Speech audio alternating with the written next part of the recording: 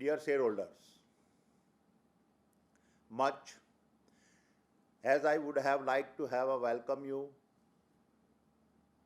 all in person, the current safety measures appear to have made these virtual meetings the new normal. However, I am optimistic that our AGM of 2022 will be an in-person meeting, and I will have the opportunity to actually meet some of you in person. Today, I wish to share with all of you some reflections on the past 12 months, a period that has been extraordinarily difficult because of a rampaging pandemic that will leave its mark on the world for several decades to come. The statistics, sadly, are staggering. With close to 19 crore cases reported worldwide, the COVID-19 pandemic is already the most widespread threat to global health in recorded history. It is also one of the deadliest. In its lethal march across the earth, the virus has already killed over 4 million people. No continent, no country, and no community has been spared. We must admit that every life lost is a tragedy. Undoubtedly, our country should have done much better, especially during the deadly wave 2. However, as the nation of the world marshal their resources to fight the pandemic, I see India being targeted by several critics for not doing more to protect its citizens, especially in vaccinations. We must recognize that given the sheer size of our populations and densely packed metros, the challenge before India is far greater compared to most other nations. To put this perspective in numbers, India has more people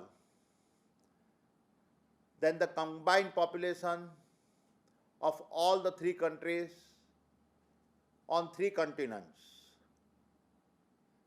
Europe, North America, and Oceania. In other words, our vaccination effort has to be bigger than the combined efforts of 87 countries. The fact is that of the 320 crore vaccine doses given worldwide, 35 crore doses were given in India. While I admit that criticism is justifiable, we must not fall prey to voices that demoralize our nation or break the morale of frontline workers who have made extraordinary sacrifices. And it is these frontline workers that have been our inspirations. Assisting the nation during a crisis is not about quantifying in numbers what corporate like us do. Instead, it is about stepping up to make sure we do our part. It is about extending a hand to help every individual we can reach.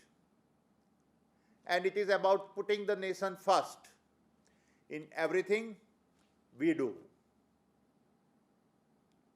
And no one has inspired us more or reminded us better about our duty to serve the nation than the frontline workers who, all through the pain of pandemic, exemplified the noble Indian ideal of Seva Paramo Dharma, which translated means the primary duty is to provide service to mankind.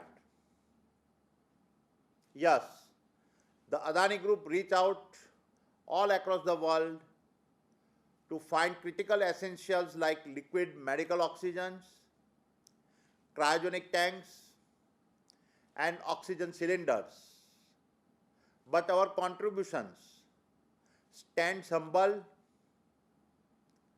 by the immensity of the effort put in by our women and men of the Indian Air Force, who flew countless missions day and night to places near and far to help us bring in the essential supplies.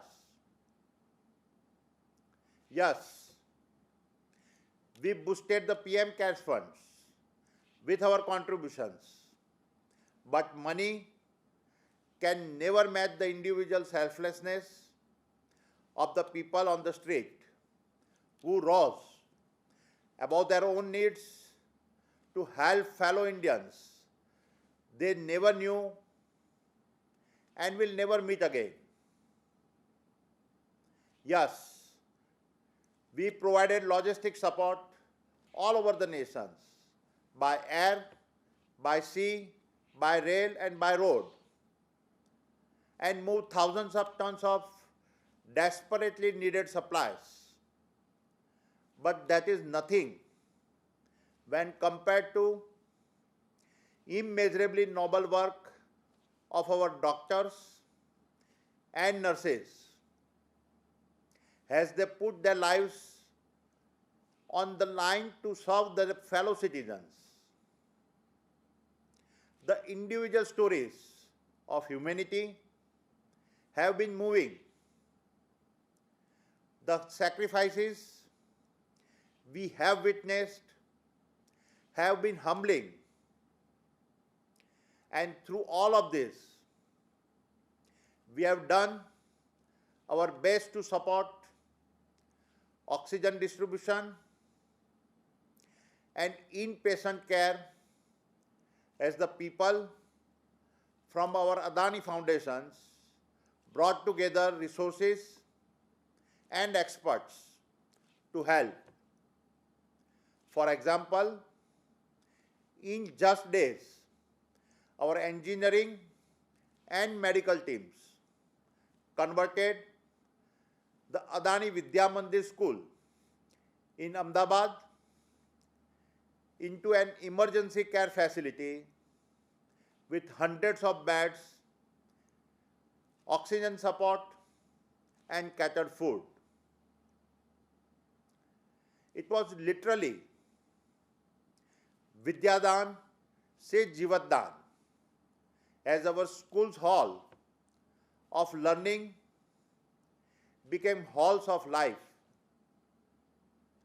Likewise, our general hospitals in Bhuj and Mundra were remade into 100% COVID care hospitals.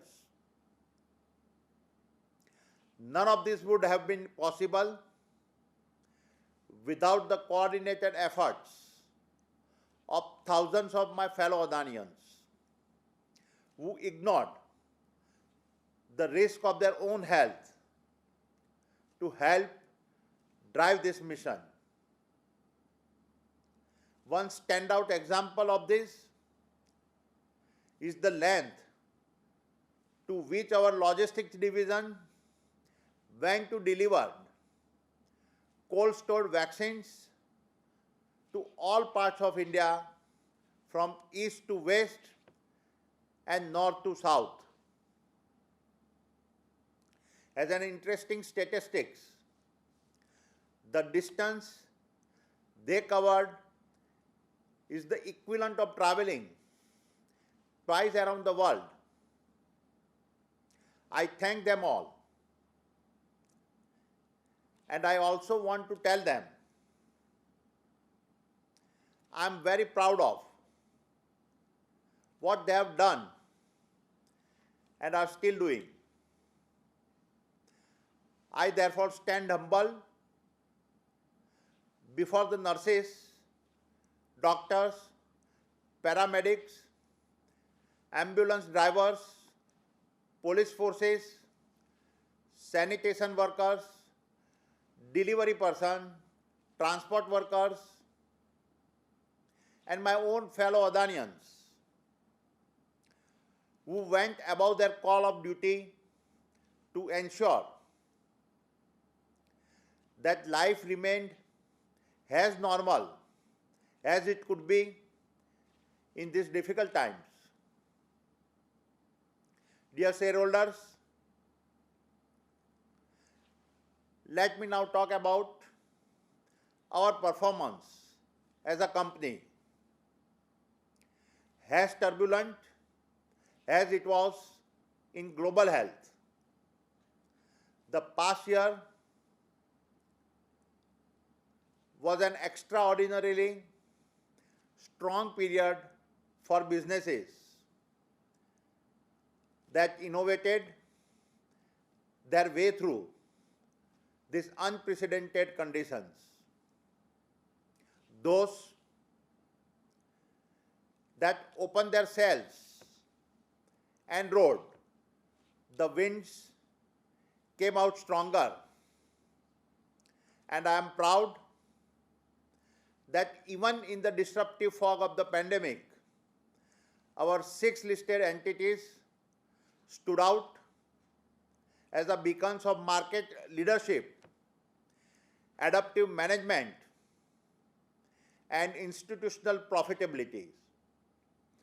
The performance of our listed entities propelled our portfolio to cross $100 billion in market capitalization in the very first week of this new financial year.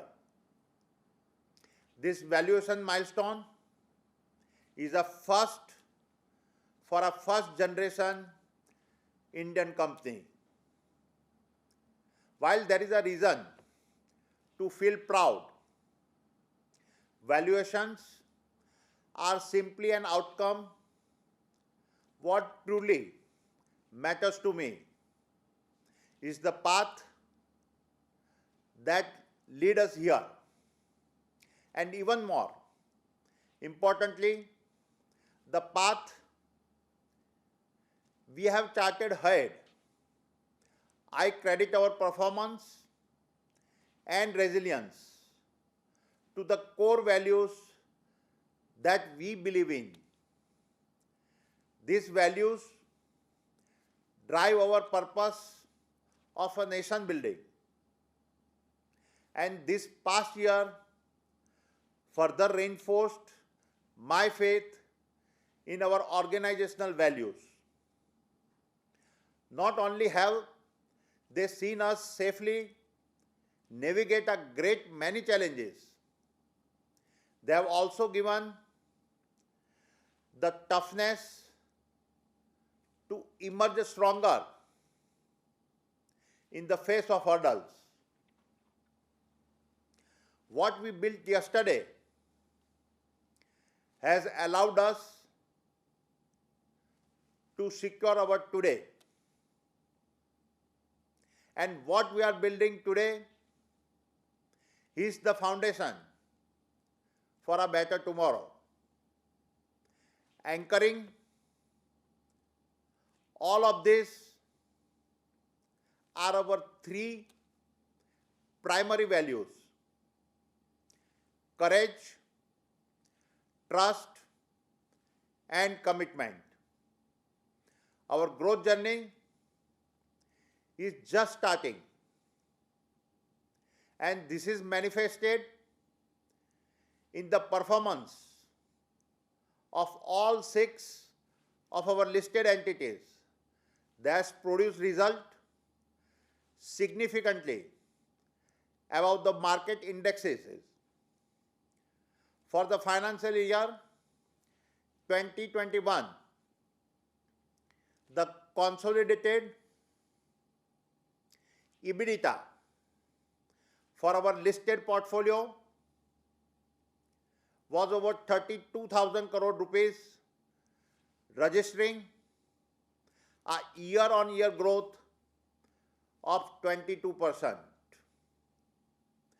All Adani stocks generated returns over 100%, and our businesses ensured that we returned close to 9,500 crore rupees to you, our equity shareholders. This is a 166% increase in profit after tax on a year-on-year basis. Here, I must draw attention to our philosophy of how we look at our investment. We are intergenerational holders of equity. We focus on creating long-term sustainable value for our partners, our minority investor, and ourselves. Recently, a few media houses indulge in a reckless and irresponsible reporting related to administrative actions of our regulators. This caused unexpected fluctuation in the market prices of Adani stocks.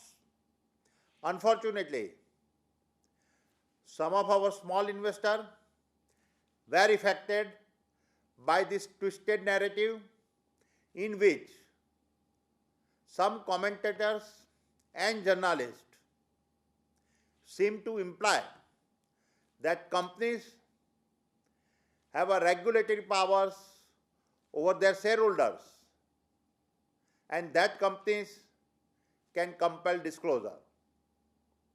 In the long term, such diversion will not impact us. We have always been a confident organization that has taken on challenges that a very few would dare or imagine. Every challenge thrown at us only makes us stronger and better prepared. I would like to highlight a couple of our group milestones we've achieved in last year. Adani Ports and Special Economic Zone continue to transform itself from a ports company into an integrated ports and logistics company. The financial year 2021 was a truly transformational year, and APSEZ crossed a landmark after its share of India's port-based cargo business rose to 25% and container segment market share grew to 41%. It continued to diversify further with LNG and LPG business in Mundra added to portfolio, and LNG operations being added in Dhamra. No other company in the world runs a port business of such scale and reach. Adani Green Energy is redefining the very future of renewable energy. In 2020, we became the largest solar company in the world, a journey we started just in 2015. And last month, following the acquisition of SB Energy's 5 gigawatt portfolio at an enterprise valuation of about $3.5 billion, we caught up to our renewables target of 25 gigawatts, a full 4 years ahead of our schedule. I know of no other organization in the world that has accelerated its renewables footprint as rapidly as the Adani Group. Through Adani Enterprises, we made our move into airports, and today, one of every 4 passengers in India flies through an Adani airport. No airport business in any large country has achieved a 25% share of the total passenger traffic. The company also took over operation of airports in Ahmedabad, Lucknow and Mangalore, signed concession agreements for Guwahati, Jaipur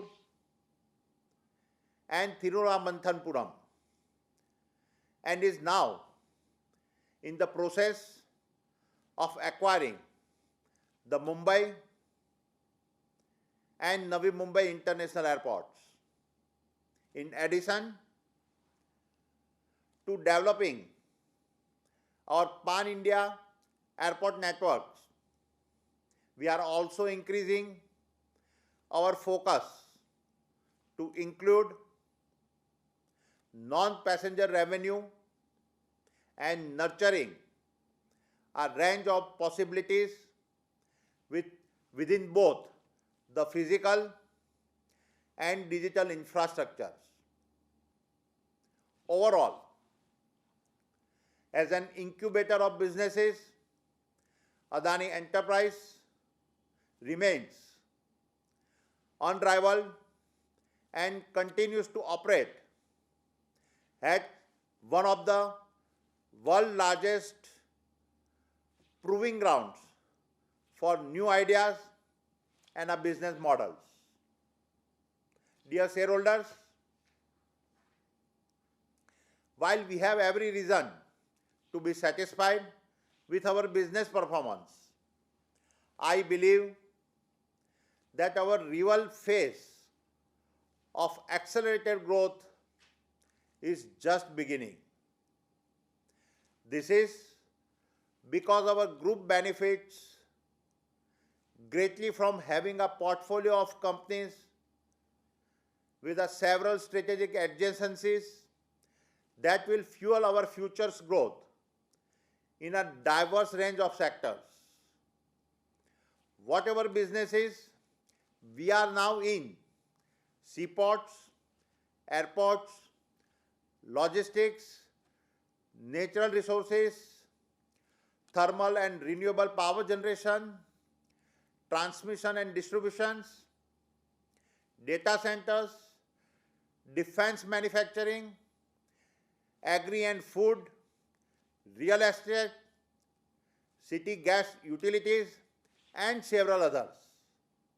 I believe all of them are individually high growth businesses, but even more importantly, every one of them has adjacencies with themselves as well as new sectors we can move into.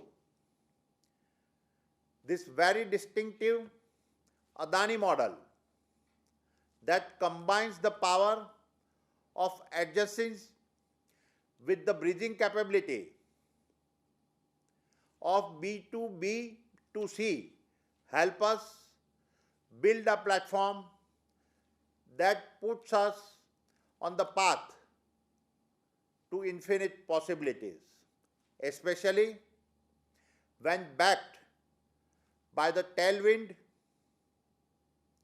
of an economic powerhouse like India. I know of no other such growth model that offers unprecedented and ever-increasing access to an unlimited B2B and B2C market for the next several decades. Dear shareholders, if there was a year that the work of the Adani Foundation was critical, it was this past year. The foundation led several COVID-related healthcare initiatives without pausing any of its regular activities. I would like to thank my wife Preeti, who quietly and selflessly continues to put her heart and soul into the ever-expanding work of the Adani Foundations. She stays invisible, but I know better than anyone else what her contributions have been, especially in this critical year. She is my conscience as we do our part to drive growth with goodness. While the Adani Foundation has several ongoing initiatives, I have two favorites. I am proud of the tremendous impact achieved by the Suposhan project, a foundation initiative that has raised and trained an army of women to guard children's health. Suposhan has succeeded in pulling 33,000 children out of malnourishment and achievement that goes to the very heart of the meaning of nation building. Another project that I am particularly proud of is our Sport Champions incubation program. Under our Garv Hai initiatives, 7 of the 10 athletes we are supporting have qualified for the upcoming Tokyo Olympics. Amit Pangal, Rani Rampal, Deepak Punia, KT Irfan, Ravi Kumar, Ankita Raina, and Shivpal Singh are all youngsters the Adani Foundation has sponsored over the past years and will represent our nation in boxing, hockey, wrestling, tennis, and athletics. In addition, 10 junior athletes are being trained for future global events under the long-term sport incubation program. The majority of them come from humble backgrounds, and each of their stories is heartwarming. Their winning medals is the less important for me. What matters is the inspirations their stories drive within me. Dear shareholders, let me conclude by talking about my belief in the long term. Of late, there have been several voices that wonder if India target to be a $5 trillion economy over the next 4 years is achievable. I personally see it is an inconsequential question. History has shown that out of every pandemic crisis, there emerges several learnings, and I believe that India and the world are wiser as we go through this pandemic. India will be a $5 trillion economy and then go on to be a $15 trillion plus economy over the next 2 decades. India will emerge as one of the largest global markets, both in terms of consumption size and market capitalization. There will be bumps along the road, as has been the case in the past and is expected to be the case in the future. However, there cannot be any doubt that the largest middle class that will ever exist, augmented by an increase in the working age of and consuming populations, will have a positive impact on India's growth, very much in line with the demographic dividend India enjoys. I have no reason to believe that over the next 2 decades, we will not have been able to suitably address the challenges ahead of us.